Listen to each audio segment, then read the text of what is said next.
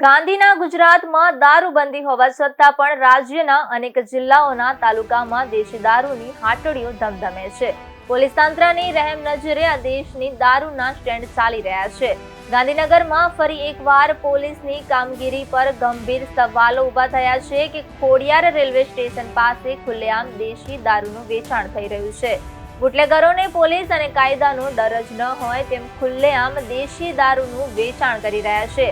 દ્રશ્યોમાં આપ જોઈ શકો છો કે દેશી દારૂનું ખુલ્લેઆમ વેચાણ થઈ રહ્યું છે અને લોકો પણ આરામથી કોઈ પણ જાતના ડર વિના દારૂ પી રહ્યા છે.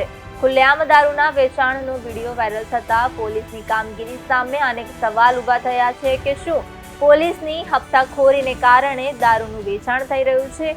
શું પોલીસ અને બુટલેગરની મિલીભગતથી ખુલ્લેઆમ દેશી દારૂનું ભઠ્ઠી ધમધમી રહી છે? જે દારૂના અડ્ડા સામાન્ય લોકોને પણ ખબર હોય તેનાથી પોલીસ કેવી રીતે અજાણ હોઈ શકે? પોલીસની મિલીભગત વિના ગુજરાતમાં આ પ્રકારના દ્રશ્યો સંભવ જ નથી.